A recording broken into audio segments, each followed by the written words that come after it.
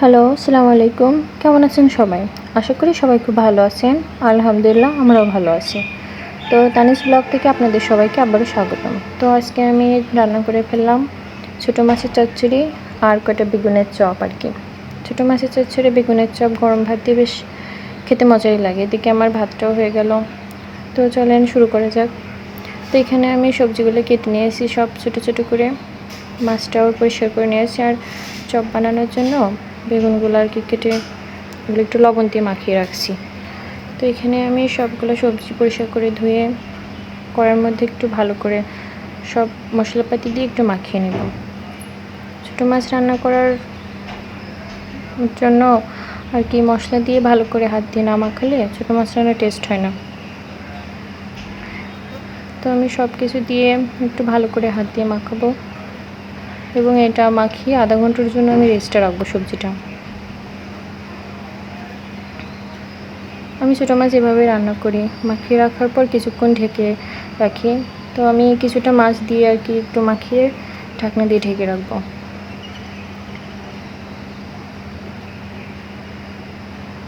তো এই তো আমি আধা ঘন্টা পর চলে আসলাম। আর একটু হাত দিয়ে আর একটু তরকারিটা মাখিয়ে তারপরে পরিমাণ মতো পানি দিয়ে জাল ধরিয়ে দিব আর কি।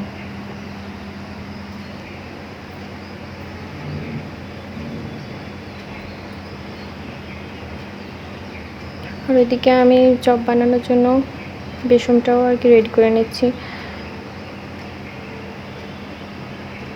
এদিকে আমার তরকারিটা উতলে উঠেছে, তাই আর কি বাকি মাছগুলো উপরে দিয়ে দিলাম।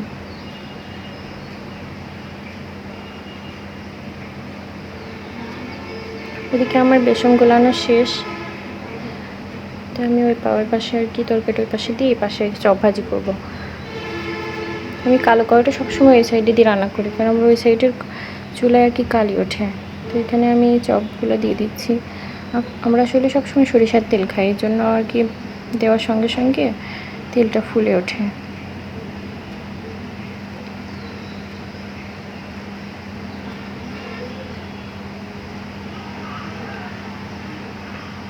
গরম গরম গরম গরম ভাতের সঙ্গে চপ ভাজি কিন্তু অনেক মজা লাগে। মুখে খাওয়ার থেকে ভাত দিয়ে ভালো লাগে গরম গরম ভাতের সঙ্গে। এই তো আমার এগুলো ভাজা শেষ, আমি বাকিগুলো এখন ভেজে নেব।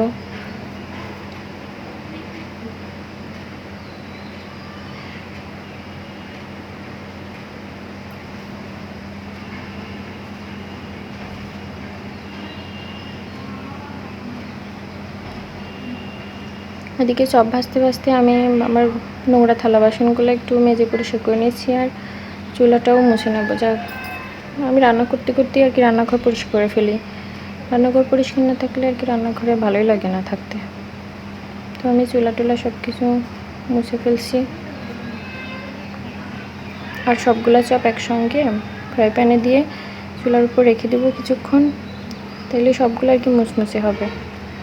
একবারে যখন খাবো তখন আর কি নিয়ে যাবো এটা। তো আমার ছোটো মাছটা রান্না শেষ প্রায়।